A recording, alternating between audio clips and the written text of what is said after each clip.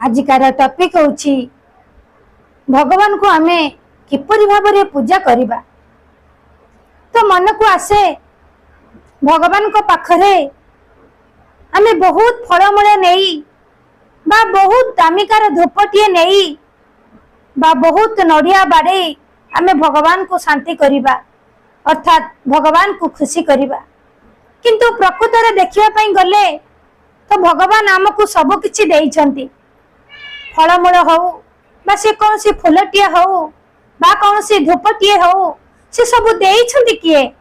से सब देइछंती ईश्वर, जहाँ को आमे समस्ते सुंदर भाव रे कहू बा दुनियार मालिक। तो सी तो सब देइछंती, तांको पुणी आमे दबा कौन? तो याको आमे थरे चिंता करूछे। तो जदि गुटे मनीषटीए भल पाई मनीषटी को किछि गिफ्ट देई थाए, सेही गिफ्ट जतबेले सेही मनीष को फेरई दिए से मनीष को बहुत कष्ट होई थाए।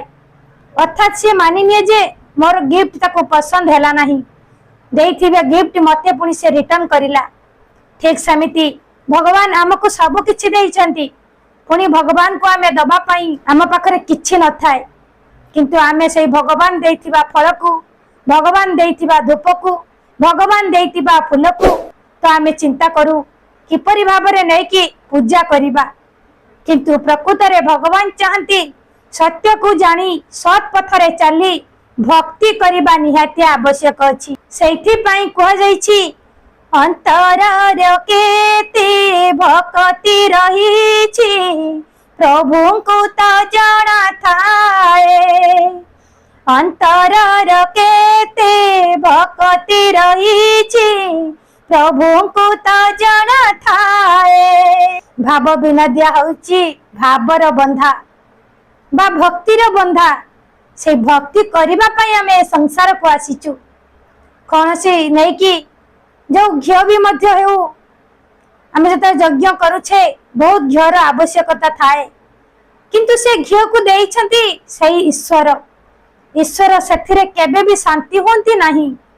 सेथि पई श्री कृष्ण उद्धव को बुझेइछंती मु सेठी थाए जोठी मोर भक्त थाए, मु सेठी थाए जेठी मोर भाव को मो भक्त विस्तार करी थाए, मोर प्रचार प्रसार करी थाए, जोठी मोर गुणगान हो थाए मु सेठी थाए। ना मु थाए यज्ञ रे, ना मु थाए कौन सी बार व्रत रे, ना कौन सी मो उपास रे बंधा। केबे भी भगवान ए सब को पसंद करते नहीं। प्रकृत रे जदि आमे भगवान को जानिबा, प्रकृत रे जदि आमे भगवान को डाकिबा, प्रकृत रे जदि आमे प्रभु को प्रार्थना करिबा, ताहाले एते राति रे उठी फूल चोरी करी नहीं मंदिर दबा आवश्यक नुहे। काहेकि ना ए फूल को सुंदर भाव रे प्रभु सृष्टि करिसंती। से कहि नांती मो पाख को चोरी करी फूल तुली नहीं किया मु तार फूल रे संतुष्ट हेबी बोली केबे भी संभव नुहे। ए कथा केबे भी सत्य नुहे। तो प्रभु केवल चाहती भक्ति।